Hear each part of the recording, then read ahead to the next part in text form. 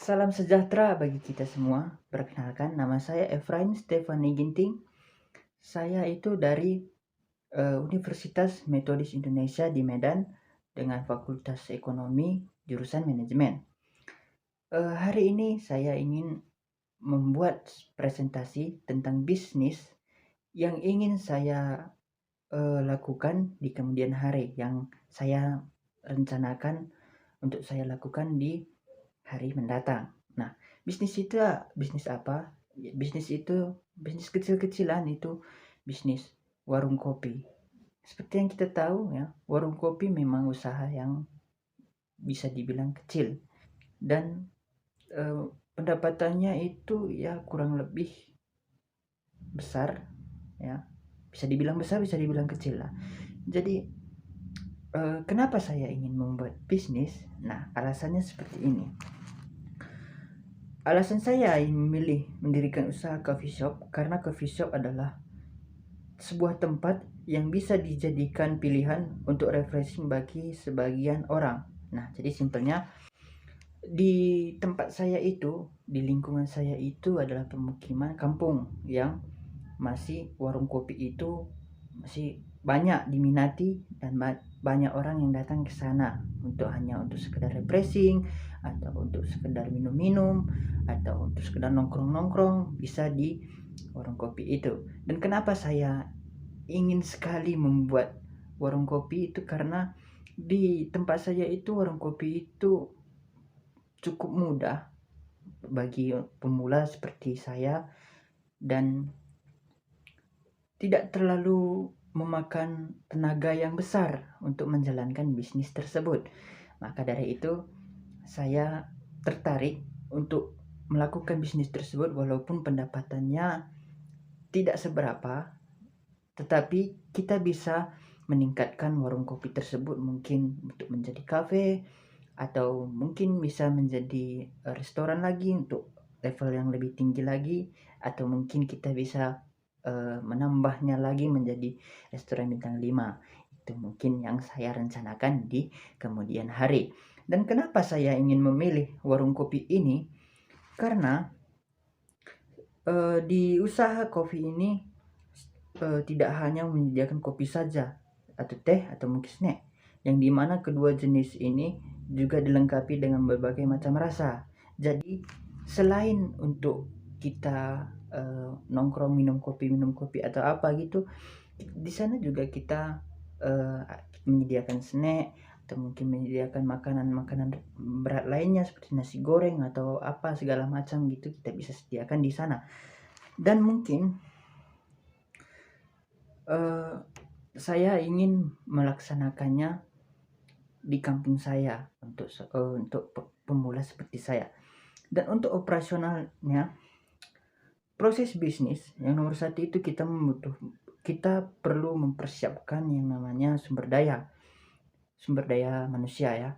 Tetapi sebagai pemula seperti saya pikir itu sumber daya manusia itu masih belum terlalu penting untuk bisnis yang kita akan lakukan ini, karena bisnis ini bisa kita jalankan sendiri, tapi memang lebih mudahnya kita menjalankan dengan memasukkan tenaga kerja yang lain dan mungkin mempersiapkan bahan yang diperlukan, mempersiapkan peralatan perlengkapan yang diperlukan, memulai proses pengerjaan dan mulai merapikan bahan-bahan. Ya, mungkin di bisnis di warung kopi kita itu kita akan menambahkan yang namanya makanan ringan. Jadi kita bisa harus mengatur semua yang ada di warung kopi kita itu sedemikian rupa atau semenarik mungkin agar bisa menarik para konsumen datang ke warung kita itu. Nah, dan sistem dagangnya itu mungkin mudah saja, cukup mudah ya. Untuk kita cukup membuka mulai dari ya mungkin jam 7 pagi sampai jam 10 malam mungkin atau jam 11 malam, tapi seperti yang saya lihat di kampung saya itu, dia itu buka mulai pukul setengah 7. Itu adalah jam dimana orang-orang itu berangkat bekerja, berangkat ke ladang mereka masing-masing, dan mungkin mereka singgah dulu untuk sekedar ngopi-ngopi agar tidak ngantuk pada saat bekerja begitu. Dan mungkin kita akan buka sampai jam 11 malam karena mulai nanti jam 7 sampai jam 11 itu mungkin banyak anak-anak muda yang datang ke sana hanya untuk sekedar nongkrong atau mungkin mengerjakan tugas di sana. Karena rencana saya di warung kopi itu juga saya akan menambahkan yang namanya wifi, yang dimana kita tahu wifi itu kita perlukan untuk mengakses sosial media ataupun mungkin kita akses browser untuk mengerjakan tugas-tugas sekolah maupun kuliahan kita. Mungkin pengembangan yang akan kita lakukan seperti yang saya katakan di awal tadi, saya punya harapan untuk memulai bisnis kecil dari warung kopi itu menjadi warung atau kafe atau yang lebih besar, yang lebih terkenal. Itu kita perlu fokus untuk menjual produk kita itu. Sebagaimana kita tahu warung kopi, kita perlu menjual kopi atau menjual mochaccino, menjual teh manis atau teh susu atau apa yang lain gitu. Kita bisa mengupgrade-nya lagi, kita bisa meningkatkannya lagi menjadi kita bisa menyediakan yang namanya jus atau menyediakan nasi goreng, roti bakar, apa segala macam begitu. Dan kita selalu melakukan evaluasi di setiap hari. Nah, jadi di setiap hari itu kita akan memperoleh satu keuntungan atau mungkin kita memperoleh satu kerugian. Dan kita harus bisa mempelajari apa yang salah di warung kita tersebut. Seperti itu. Dan untuk anggarannya saya sudah mencatatnya di sini. Ini masih ya di kira-kira yang namanya itu kita memerlukan meja 5 buah itu sekitar 400-an satu bijinya, itu 2 juta, dan kursi 10 buah. Nah, menurut saya ini kursi ini kita tidak perlu masukkan karena kursi itu kita bisa buat sendiri seperti yang saya pelajari di warung-warung kopi yang ada di lingkungan saya. Itu mereka menggunakan yang namanya bangku panjang, dan bangku yang panjang itu yang bisa muat 4-5 orang duduk di sana. Menyiapkan mesin kopi, blender, dan lain-lain. Dan yang saya perkirakan itu habis 13.500.000 hanya untuk peralatan, lain untuk bangunan dan tanah. Dan bahan bakunya ini sudah saya tulis di sini. Itu ada white coffee 1 kilo, dark coffee 1 kilo, cappuccino 1 kilo, mochaccino, green tea, susu full cream 3 liter, susu kental manis 1 dus, gula pasir 3 kilo, kentang 6 kilo, dan yang lain-lainnya.